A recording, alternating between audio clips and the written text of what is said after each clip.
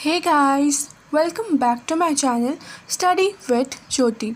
तो आज का हमारा टॉपिक है भारत छोड़ो आंदोलन। 14 जुलाई 1942 को वर्धा में कॉन्फ्रेंस की कार्यकारिणी समिति ने अंग्रेज़ों भारत छोड़ो आंदोलन का प्रस्ताव पारित किया। तो 14 जुलाई 1942 को वर्धा में एक कॉन्फ्रेंस किया जाता है और कार्यकारिणी समिति जो रहती है इस कॉन्फ्रेंस की, उन्होंने अंग्रेज़ों भारत छोड़ो आंदोलन का प्रस्ताव पारित किया एवं इसकी सार्वजनिक घोषणा से पहले 1 अगस्त को इलाहाबाद प्रयागराज में तिलक दिवस मनाया गया। तो इस घोषणा को पारित करने से, इस प्रस्ताव को पारित करने से पहले 1 अगस्त को इलाहाबाद में तिलक दिवस मनाया जाता है। 8 अगस्त 1942 को अखिल भारतीय कांग्रेस की बैठक बम्बई के ग्वालियर टैंक मैदान में होती है और भारत छोड़ो आंदोलन के प्रस्ताव को मंजूरी मिल जाती है।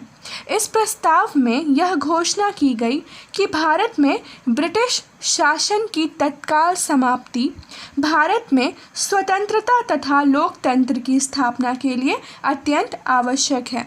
तो इस प्रस्ताव में ये घोषणा किया जाता है कि भारत में जो ब्रिटिश शासन अभी चल रहा है उसे समाप्त करना बेहद ज़रूरी हो गया है, क्योंकि अगर इसे समाप्त नहीं किया गया तो स्वतंत्रता तथा लोकतंत्र की स्थापना के लिए वो बहुत ही खतरनाक सिद्ध हो सकता है, इसलिए उसका खत्म होना बहुत ही आवश्यक है।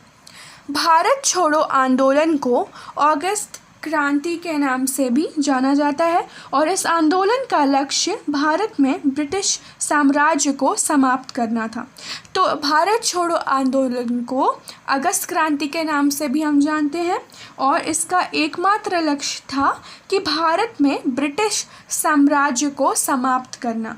यह आंदोलन भारतीय स्वतंत्रता संग्राम के दौरान काकोरी कांड के ठीक 17 साल बाद 9 अगस्त 1942 को गांधी जी के आह्वान पर पूरे देश में एक साथ आरंभ हुआ। तो ये काकोरी कांड के ठीक 17 साल बाद इसका आरंभ होता है। अब हम सोच रहे हैं कि काकोरी कांड आखिर था क्या।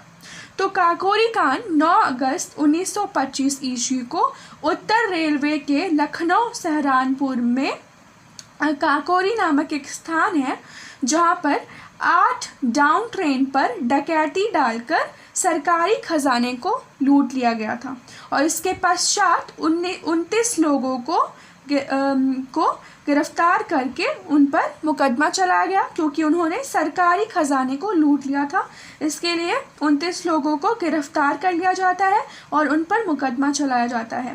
काकोरी षड्यंत्र कांड में राम प्रसाद बिस्मिल और अशफाक उल्ला खां और रोशन लाल तथा राजेंद्र लाहिरी को फांसी दे दी जाती है। तो इसे ही काकोरी कांड कहा जाता है, जहां सरकारी खजाने को लूट लिया जाता है। और उसके ठीक 17 साल बाद 9 अगस्त 1942 को गांधी जी के आह्वान पर पूरे देश में एक साथ ये भारत छोड़ो आंदोलन आरंभ होता है। अब इस आंदोलन के लिए जो उत्तरदायी कारण थे वो निम्नलिखित हैं। तो सबसे पहला जो कारण था वो था द्वितीय विश्व युद्ध, दूसरा था अगस्त प्रस्ताव, तीसरा क्रिप्स मिशन, चौथा वर्धा प्रस्ताव और पांचवा है अखिल भारतीय कांग्रेस कमेटी की बैठक। तो ये सारे महत्वपूर्ण कारण हैं जिन्होंने इस आंदोलन को बढ़ने में प्रेरित किया। अब हम इस आंदोलन की पृष्ठभूमि देखेंगे। तो दूसरे विश्व युद्ध की शुरुआत हो चुकी थी और इसमें मित्र राष्ट्र हारने लगे थे। तो दूसरे विश्व युद्ध में क्या होता है कि उसकी शुरुआत होती है और इसमें मित्र राष्ट्र हारने लगते हैं और एक समय ये भी निश्चित माना जाने लगा कि जापान भारत पर हमला कर सकता है।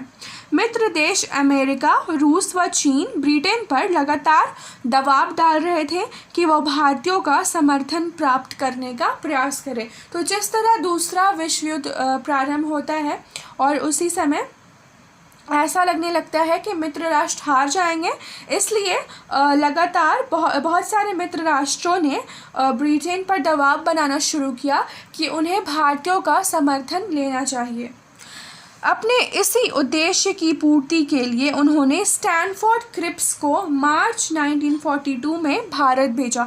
तो अपने इस उद्देश्य की पूर्ति के लिए उन्होंने स्टैनफोर्ड क्रिप्स को मार्च 1942 में भारत भेजा और भारतीयों की मांग पूर्ण स्वराज थी। तो भारतीयों की मांग क्या थी? पूर्ण स्वराज चाहते थे वो, जबकि ब्रिटिश सरकार भारत को पूर्ण स्वराज नहीं देना चाहती थी। तो ब्रिटिशर्स जो थे वो भारत को पूर्ण स्वराज नहीं देना चाहते थे और वह भारत की सुरक्षा अपने हाथों में ही रखना चाहते थे और साथ ही गवर्नर जनरल के वीटो के अधिकार को भी बनाए रखना चाहते थे।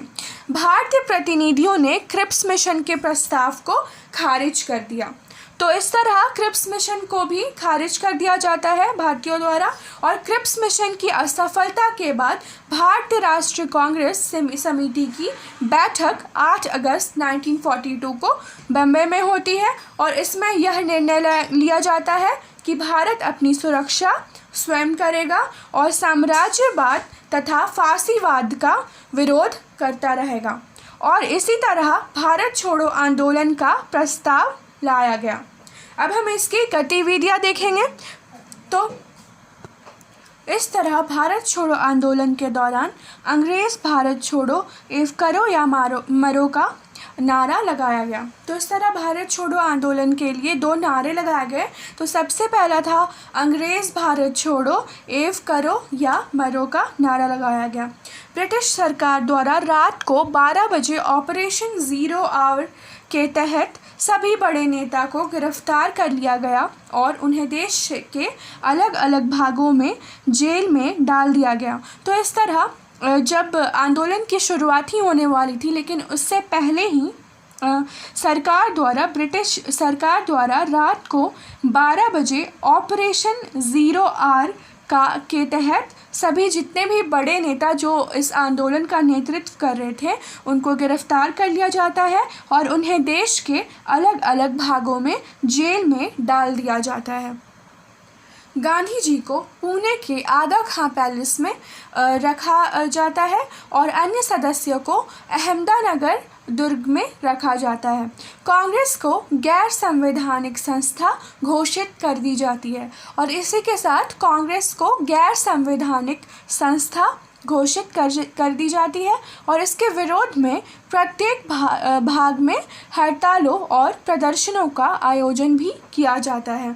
नेतृत्व के अभाव में लोगों के बीच में से नेतृत्व उभरा और अरुणा आसफ अली 9 अगस्त 1942 को ग्वालियर टैंक मैदान में आंदोलन को गति दी। तो जिस तरह जो भी इस आंदोलन का नेतृत्व कर रहे थे वो तो सबसे पहले ही जो जितने प्रमुख नेता थे वो तो गिरफ्तार हो चुके थे, लेकिन उन्हीं आम जनता में से ही एक नेतृत्वकर्ता उभरा जिसका नाम था अरुणा आसफ अली। उन्होंने 9 अगस्त 1942 को ग्वालियर टैंक मैदान में आंदोलन को गति दी और जयप्रकाश नारायण, राम मनोहर लोहिया नेताओं ने भूमिगत रहकर आंदोलन को नेतृत्व प्रदान किया।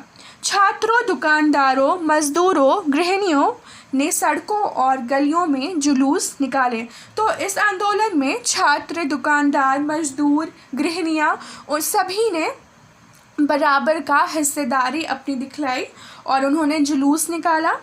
सरकार द्वारा दमन चक्र तेज कर दिया गया। जिस तरह विरोध की भावना लोगों में प्रबल हो रही थी उसे देखते हुए सरकार द्वारा दमन चक्र तेज कर दिया जाता है और ब्रिटिश सरकार की हिंसक कार्रवाई की प्रतिक्रिया में लोगों को भी और ज़्यादा हिंसक बना दिया। जिस तरह सरकार दमन चक्र चला रही थी उसकी प्रतिक्रिया में क्या हुआ कि लोग और हिंसक हो गए।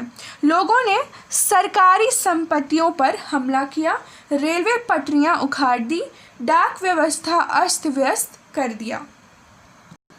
सरकार का दमन चक्र बहुत ही कठोर था और क्रांति को दबाने के लिए पुलिस राज की भी स्थापना की जाती है ताकि जो विरोधी भावना उत्पन्न हो रही है लोगों में उसे समाप्त कर दिया जाए। और जो भी क्रांतिकारी चल रही है, क्रांति की लहर दौड़ रही है भारत में, उससे भी समाप्त कर दिया जाए। भयंकर दमन के कारण आंदोलन 3-4 महीनों में दब गया। कांग्रेस नेताओं की गिरफ्तारी के बाद दक्षिणपंथी समाजवादियों, वामपंथी राष्ट्रवादियों, राष्ट्रवादी क्रांतिकारी ने पूरा लाभ उठाने की कोशिश की। तो जब कांग्रेस नेता गिरफ्तार हो जाते हैं, जो प्रमुख माने जाते हैं नेता, जब वो गिरफ्तार हो जाते हैं, उसके बाद काफ़ी ऐसी संस्थाएं उभरी जो स्वतंत्र होने की कोशिश में लग गई।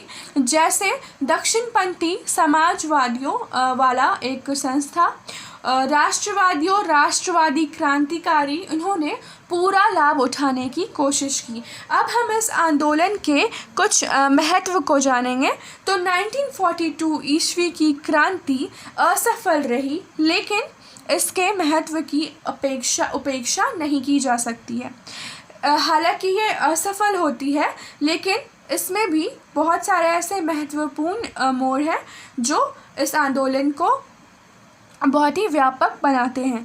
क्रांति की व्यापकता ने ब्रिटिश सरकार को बता दिया कि भारतीयों में कितना असंतोष है। विश्व के अन्य देश को भी भारत की वस्तुस्थिति का पता लग चुका था। जिस तरह क्रांति बढ़ती जा रही थी, उससे ब्रिटिशर्स को भी पता चल गया कि किस तरह भारतीयों के मन में कितना असंतोष भरा है, और विश्व के अन्य देश को भी भारत की वस्तुस्थिति का ज्ञान हो जाता है। अमेरिका, चीन आदि मित्र राष्ट्रों को भारतीय असंतोष की जानकारी प्राप्त होती है, और उन्होंने भारत को स्वतंत्र करने के लिए अंग्रेज़ों पर दबाव डालना प्रारंभ कर देते हैं। क्रांति से भारत की एकता और राष्ट्रीय भावना जो होती है वो स्थिर हो जाती है, और देश प्रेम, अपूर्व साहस और धैर्य का परिचय इस आंदोलन ने लोगों को सिखाया, और उनमें राष्ट्रीयता की भावना को जागृत किया, देश प्रेम की भावना को जागृत किया, और साहस और धैर्य का परिचय दिया। क्रांति के फलस्वरूप धन जन की महान क्षति होती है, और क्रांतिकारियों ने सरकारी संपत्ति का बहुत ही ज़्यादा नुकसान पहुंचाया, और ब्रिटिश सरकार ने भी बड़ी नृशंसता से क्रांति का दमन किया, किंतु क्रांति भावना जीवित रही। गांधी जी का अनशन। अगस्त 1942 ईस्वी में जब कांग्रेस ने भारत छोड़ो आंदोलन प्रस्ताव पास किया था, तो उसका आदेश था कि वह आंदोलन अहिंसात्मक ढंग से चलाया जाए। लेकिन जब सरकार ने नेताओं को बंदी बना लिया, तब क्या होता है कि कई जगहों पर हिंसा शुरू हो जाती है, क्योंकि कोई नेतृत्व करने वाला वहाँ पर मौजूद नहीं था। सरकार ने गांधी जी और कांग्रेस को इन हिंसा के लिए उत्तरदायी, उन्हें जिम्मेदार बताते हैं। सरकार कांग्रेस और गांधी जी को इसका जिम्मेदार बताती है, और उन्होंने इस आरोप के विरोध में, गांधी जी ने क्या किया कि इस आरोप के विरोध में 10 फरवरी 1943 ईस्वी को उन्होंने अनशन अपना प्रारंभ कर दिया, जो 21 दिनों के बाद सफलतापूर्वक संपन्न हो गया।